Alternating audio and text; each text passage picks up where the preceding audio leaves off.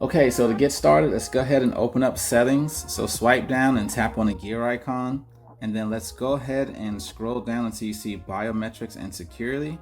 And then if you haven't done so yet, go ahead and register with your your face recognition and your fingerprints. I want to say you can add up to 4 fingerprints.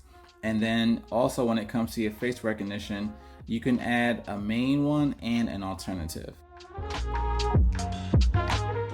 The next thing I think you should go to is going to be the lock screen. So tap on lock screen, and for always on display, go ahead and tap on that. I like to have mine to show always here.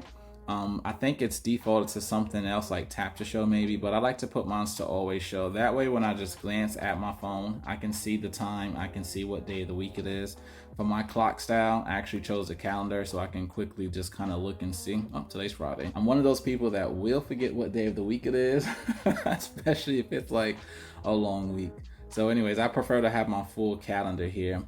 So that way I can just kind of at a quick glance see the time and the day of the week.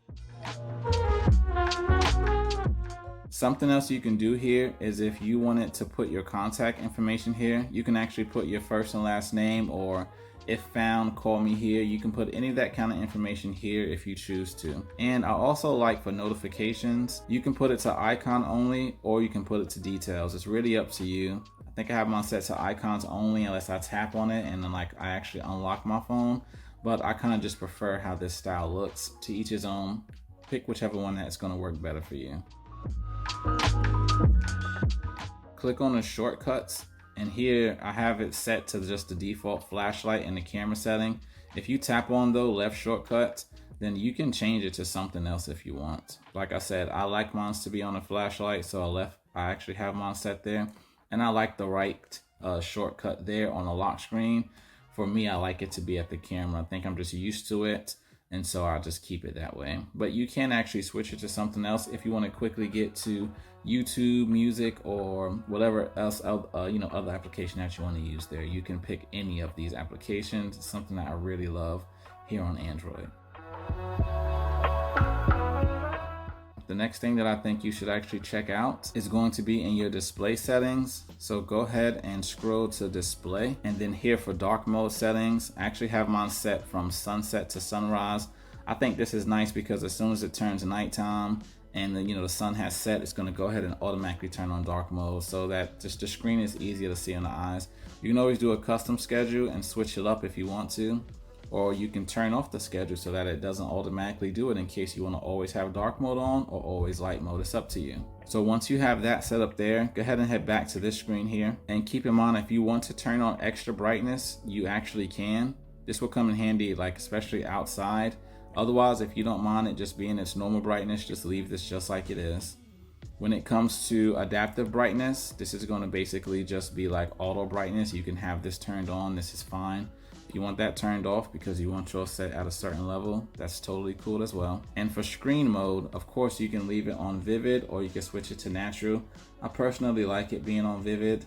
I know that sometimes the colors might look more punchy, but I kind of like that. That's the perk of having a Samsung display, is you get that option. So once you've picked all of that kind of good stuff there, let's go ahead and continue down. And for your screen timeout, you can pick if you want it to be 30 seconds or longer. I like to leave mine at 30 seconds because the second thing that you can actually do, which we'll get to later, is going to be to, so long as you're looking at the phone screen, it'll stay unlocked. I'll show you in a later setting where if you're looking at the screen and you're reading a web page, even if it's past 30 seconds that you're reading a document, it's going to stay unlocked for you, which is pretty handy. But the next thing that I do want you to know about is screen layout and zoom. So if you have it on standard zoom, this is going to kind of look like what it looks like maybe on a regular smartphone screen. You can change it to multi-view, and that's going to give you more of a tablet experience. A lot of people like to choose multi-view, and I don't blame them because it looks really good here on the Fold. I kind of go back and forth in between standard and multi-view. At the moment, I have it set to standard, but I'm sure at some time in the future, I'm going to switch it over to multi-view to give it that real tablet experience here on the main screen. So just keep in mind that here is where you can actually change that and figure out what style works best for you. Keeping on, you have the taskbar here. This is going to be new inside of Android 12L and specifically here on this Fold 4 if you're using that device. So I like this to be on because let's say you're looking at a web page here. Let's say you're browsing. Right now this is, you don't see it, but if you actually just hold your finger here on the very bottom, just leave it pressed there, you're going to notice it's going to pop up.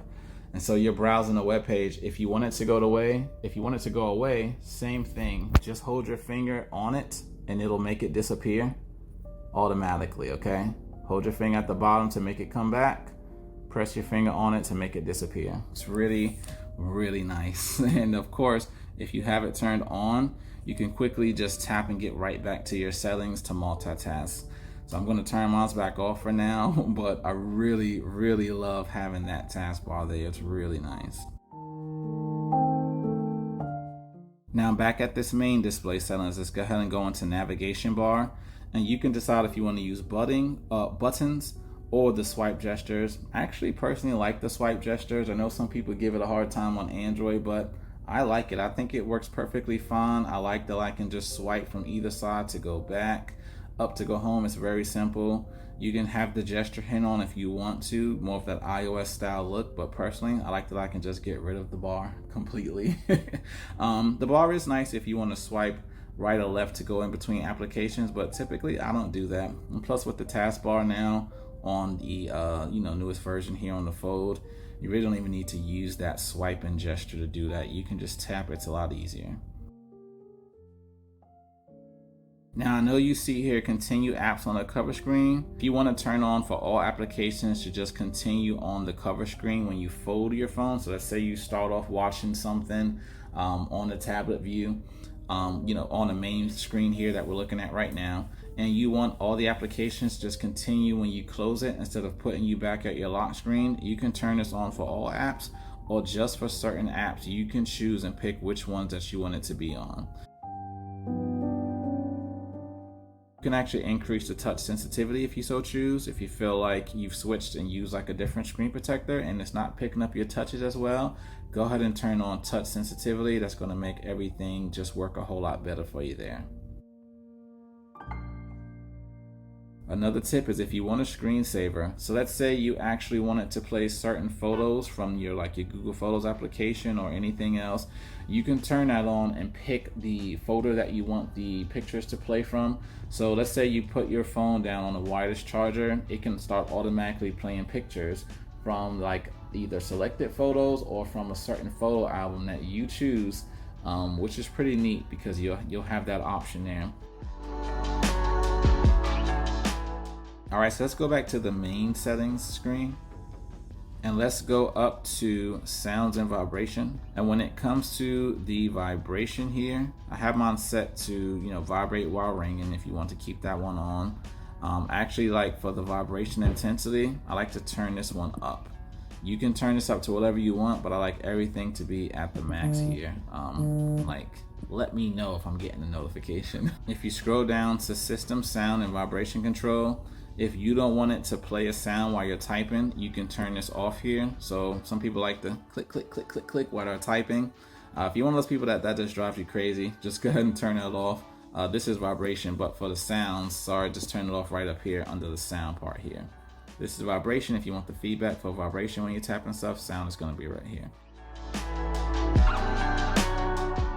At the very bottom here, you see where it says alert when phone picked up. This is going to be something else that's good to turn on. If you don't have it turned on, I think it's good because when you actually are, let's say you come back to your phone, you've been outside, you're doing whatever you're doing, you come to your phone, when you pick it up, it's going to actually give you a little vibration kickback so that hey, you missed something. Here's where you're going to also want to turn on lift to wake.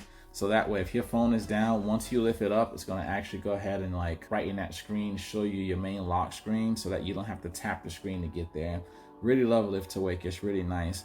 And especially if you have the face unlock turned on to automatically, as soon as you pick up your phone, it's going to go ahead and automatically unlock and you'll be right at your home screen. So pretty nice. Really like having that one there turned on. So you also see what I talked about earlier, keep screen on while viewing. So this is nice because if you're looking at something that goes past that 30-second timeout, it's still going to keep the screen on, so you can keep, reading whatever you're reading, watching whatever you're watching, and just keep going with everything else. From here on out, you can go ahead and play around with these other settings right here if you want to, but this is going to be in the motions and gestures. And remember, if you can't remember how to find something, just tap the magnifying glass. You can search for motion and gestures. It's right there, so you can quickly get back to these things. You see it right there. Nice and easy way. Just search for it if you can't remember. So back inside of notifications, the brief pop-up settings, go to edge lighting style, and you can actually change this here. So when you get a text message, you can see different effects. I have mine set to multicolor, but you can certainly switch it to whatever you want. You can change the color. I have mine set to auto because depending on the application, if it's like Snapchat, it'll be yellow. If it's like YouTube, it'll be red. And I just think it looks cool the way it automatically will kind of decide that for itself. But I like to leave mine on multicolor. I think it looks nice, but certainly glitter looks really good too if you like seeing all those colors. Otherwise, you could have something really subtle like Eclipse or Spotlight if you like something like that instead. I'm going to put mine back at the multicolor. And for advanced, I like mine to be wider. You can make it more narrow if you want to. Like I said, it's up to you. And then I kind of left my duration here at the medium here. So yep, go ahead and pick this however way that you want it to be. And then once you're done, let's go ahead and just hit done. And then come on back. And I actually have mine set to show even while the screen is off. Kind of takes me back to Sidekick days where you would see that little ball light up whenever you got a message. Yeah, I think that this is really cool like that because your phone could be sitting somewhere and then you'll see the different colors go around. And I just think it looks pretty cool, but you can totally turn that off, or you don't have to use edge lighting, but I think it's something pretty cool that you should check out. So let's go ahead and go back to the main settings here. And then let's go ahead and go down to advanced settings. And then here's if you want it to show the battery percentage or not, you can toggle that off right here. Some people like to see that number going down and some people don't care. They just want to turn it off. If it turns a color where they feel like they need to charge it, at that point they can react, but that's going to be up to them. And if you want to have like floating notification bubbles, you can have that if you want to. I have mine set like this for right now, but you can always turn that off or change it later. All right, so go ahead and head down when you scroll down to advanced features. And then when it comes to continue apps on other devices, I recommend turning this on. This comes in a lot of handy, especially if you have like a Galaxy tablet or something like that. That way you can just start typing something in the Notes app or you're browsing. You can just go over to the other app, the other device, and just keep on going. I also recommend inside of Labs to actually turn on swipe for split screen, because here you can actually use 2 fingers, and this is really nice here. So on the Fold 4, if you use 2 fingers and swipe over, you can quickly get to multitasking. So you can go ahead and open up the internet and just keep on going here. So this is the web page I was looking at earlier. And if you want to bring it back, you can just bring it back over here and it's going to close that up for you. So this is really nice. So you can go in from the side and it's really handy. Oh, I think I forgot to show you from the bottom too. So let's say if you swipe up with 2 fingers from the bottom and you come up, same deal. You can go ahead and quickly start, multitasking, doing whatever you want to do between the 2 applications. And once you're done, you can just use your finger, just drag it back down to go ahead and get back to your main application that you're using. When it comes to Flex Mode panel, this is going to be a good thing to check out. So if there's an application that doesn't currently support Flex Mode, you can actually just go ahead and turn it on for it. So like I was watching Crunchyroll the other night, and it doesn't have a mode that supports Flex Mode already natively in the application. So if you turn this on, the next time that you actually go and flex your phone, it's going to put that video into a Flex Mode where you're going to have like brightness and volume, and it's just going to give you like, basically Samsung is saying, all right, the developer's application hasn't caught up, so we're going to go ahead and make it to where this will work on any of the applications here. And so I already think so far for video applications, this works nicely. So like I said, Crunchyroll was my one. For right now, I'm just going to kind of see it on a case-by-case basis, but just know that if you ever want the flex mode to work where you can actually watch the video on the top half of the screen and have the bottom half for a different set of functions, cut on flex mode panel inside the labs here, and you can enable that manually. Now let's go ahead and swipe up and let's go ahead and go to the home screen. And there's a couple of things I want to mention here. So if you just hold your finger down on the blank part of the home screen, again, I'm going to tap somewhere in an empty space. It's going to bring this up here. And if you swipe over, you can go ahead and choose if you want to have Google Discover or Samsung Free. Now Google Discover, I'll show you what that is for those who don't know. But it's basically just going to give you different articles from Google. Could be based on your search history. Could just be based on what Google thinks that you might like, based on what it's learned about you. It just really just depends. It could just be random different articles, but either way, if you want to swipe over and kind of get different cool things, guess what? Google's going to recommend different things for you. So that's a really nice touch. Now let's go ahead and go back to that settings. And if you actually put Samsung Free, guess what? Samsung actually gives you different applications as far as like it has like, I'll show it to you right now. I'm gonna go ahead and cut on that one there. And so if you want to have like different TV shows or anything like that you want to watch, they actually give you different shows to watch. They have different podcasts that you can check out as well. They have different articles for you to read. And then they have different instant games that you can quickly play and just jump right into the action. So there's a lot of different pretty cool stuff here. And yeah, I recommend checking these out. They have a lot of different things for kids, comedy. Really neat that Samsung gives this to everybody completely free. So you definitely have your options. Of course, using a foldable, you can go ahead and watch it this way, or you can pinch it to zoom in. It's up to you. But yeah, pretty cool. So you can decide which one that you want to have there, and that's going to be up to you. Now, the second thing that you should check out is touch back on that empty space like we did before and go to settings. And then you see here where it says cover screen mirror. This is something good to mention. If you want it to mirror your cover screen, then the applications that you have on your cover screen is going to show up here on your main display. It's going to try to copy that for you. I personally like to have mine off just because I'll have certain applications set on my cover screen that I want to be quick access applications on my cover screen. And then I have certain applications that I like to use on the main screen set up here on my main screen. So that's something good to know, because some people are like, no, whatever's on my cover screen, I want to be on my main screen just to keep it the same. But you absolutely do not have to have the same applications there, just so you know. Now going back to the home screen here, I do want to recommend that when you actually swipe down a second time, and you see the 3-dot menu here, go ahead and I just said what I'm about to tell you. Go ahead and tap quick panel layout. And for brightness control, I prefer to have mine show always. If you don't have it set there, then what's going to happen is when you swipe down, you notice how you do not see like the brightness bar. You have to swipe down. I like to have mine set to show there always. Like I like mine to just be there. I just think so you see now when I swipe, I can quickly go ahead and change my brightness. Another quick tip here is if you are ever let's say your screen is too dim, like you have your screen is really dim and you can't really see the screen all that well, but your hands you're just not able to grab your phone and do it, or it's too hard to see the screen. You can actually, there's a couple ways you can do this, but one cool way is you can actually just ask Google to do it. So if you have your hands-free Google set up, just swipe in from like the corner of the display here, just kind of swipe in, turn brightness up to max brightness. Setting brightness.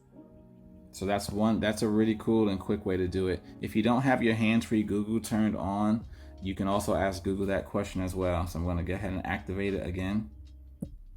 How do I turn on hands-free Google? Here's a summary from Google Help. Learn how to control what info you see and hear. 1. On your Android phone or tablet. All right, we won't have to read everything. But anyways, that's a nice quick way for you to actually get to that setting. And so just remember, if you go ahead and turn that on, then you can just ask Google to do certain things like cut up the brightness if you need to. Now, the last thing that I want to show you is if you actually go into the Galaxy store and search for Good Lock, there's a feature in here that I think is really good. I already have it in my search history, but again, it's just going to be Good Lock. It should pop up when you first just search for Good. Tap on that results and it should be this Good Lock Labs. Tap on that and then go ahead and install it. And then once it's installed, press open. And then what we want to download inside of here is going to be Multistar. Don't worry about these other ones for now. We're going to come back to those in future videos. But go ahead and hit Multistar. And then you're going to see something that says, I love Galaxy Foldable. And it's just really cool. There's a couple of things here as far as multi-focus. I do recommend turning that one on. Just in case you run into any kind of issues. That definitely helps with that. Now go ahead and click on I love Galaxy Foldable. And there's some really cool things that's in here that I think you should know. And the one is going to be, this is the other place I was telling you before where you can continue all apps on the front screen. But this top one here where it says show the app always full screen when unfolding, this one here is really nice to turn on, especially here on the foldable. Some applications you'll see this is going to work and be full screen when you unfold it.